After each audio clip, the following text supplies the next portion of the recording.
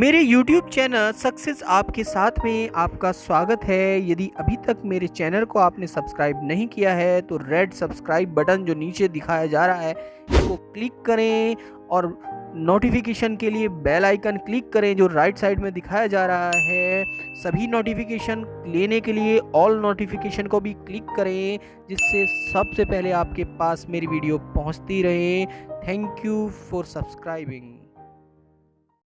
इस वीडियो में हम शिक्षण संग्रह के 30 महत्वपूर्ण क्वेश्चन पर बात करेंगे। तो सबसे पहले हम देख रहे हैं कि शिक्षण संग्रह की अंतर वस्तुएं क्या हैं। शिक्षण योजनाएं, शिक्षक डायरी, समय सारणी, लर्निंग आउटकम्स की सूची, उपयोगी टीएलएम, नवाचार आदि। प्रार्थना स्थल आयोजित की जाने वाली गतिविधियां कौन कौन सी हैं? व्यायाम, योग, सामान्य ज्ञान, प्रेरक प्रसंग आदि। शिक्षण संग्रह की अंतर वस्तुओं की आवश्यकता क्यों है? अंतर वस्तुओं के माध्यम से शिक्षक कक्षा शिक्षण को रोचक एवं प्रभावी बनाने के साथ विद्यालय में उपलब्ध संसाधनों का अधिकाधिक उपयोग करके विद्यालय के शैक्षिक वातावरण को सीखने सिखाने के अनुकूल बना सकते हैं। प्रभावी शिक्षण की सीढ़ी कहां से ली गई है? तो प्रोफेसर एन.के. जंगोरा की पुस्तक प्रभावी शिक्षण से ली गई है। प्रभावी शिक्षण की सीढ़ी अंग्रेजी वर्णमाला के कितने अक्षरों से बनी है? तो अंग्रेजी वर्णमाला के 26 अक्षरों A to Z द्वारा प्रस्तुत की गई है। बच्चों के व्यक्तित्व के समुचित विकास में किसका विकास होना आवश्यक है? तो संज्ञानात्मक ज्ञान, समझ, सीखने की स्पष्टता, भावात्मक विकास, भाव, रुचि, आदतें, क्रियात्मक विकास, रचनात्मकता, सृजनात्मकता और कौशल। गुणवत्ता युक्त शिक्षा उपलब्ध कराने में प्रभावी शिक्षण क्या है? एक प्रमुख तत्व है।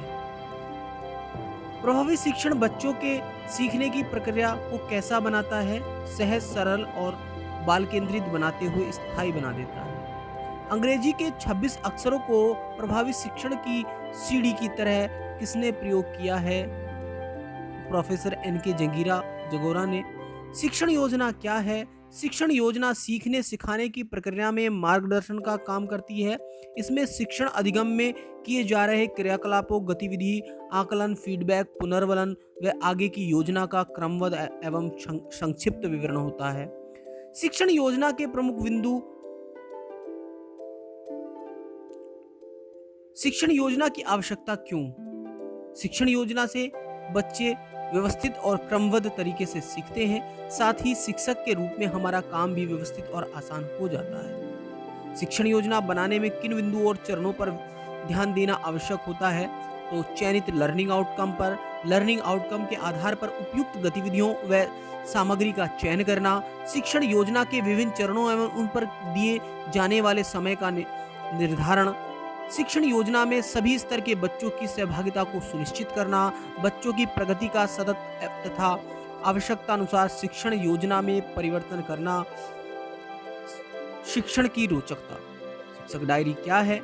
हम प्रतिदिन बच्चों के साथ जो कार्य करते हैं उसे व्यवस्थित ढंग से दर्ज करने और आगे के काम को नियोजित करने में शिक्षक डायरी एक महत्वपूर्ण जो दस्तावेज है वह महत्वपूर्ण दस्तावेज है और महत्वपूर्ण योगदान प्रदान करती है। शिक्षकों द्वारा डायरी में क्या अंकित किया जाना आवश्यक है?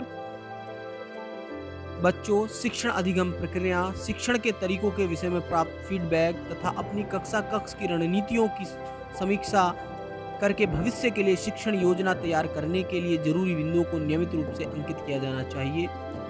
शिक्षक डायरी की आवश्यकता क्यों है? शिक्षक डायरी एक संदर्शिका होती है। शिक्षक डायरी में अपने कार्य के संबंध में स्वयं योजना बनाते हैं।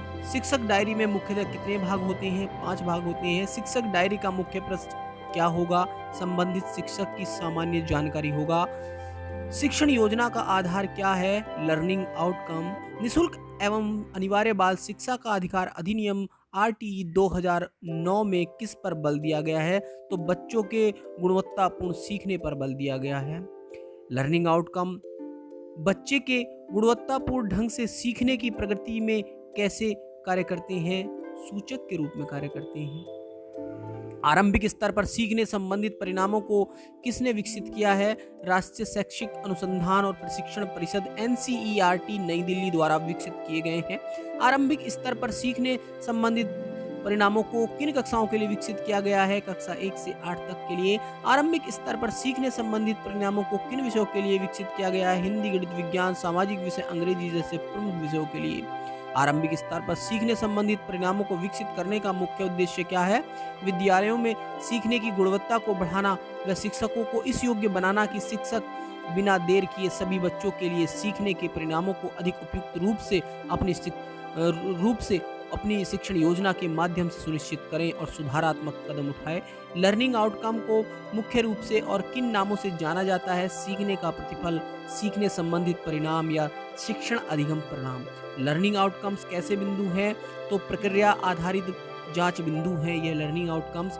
शिक्षक अपनी शिक्षण योजना की प्रक्रिया में लर्निंग आउटकम कैसे आकलित करते हैं? गुणात्मक और मात्रात्मक रूप में।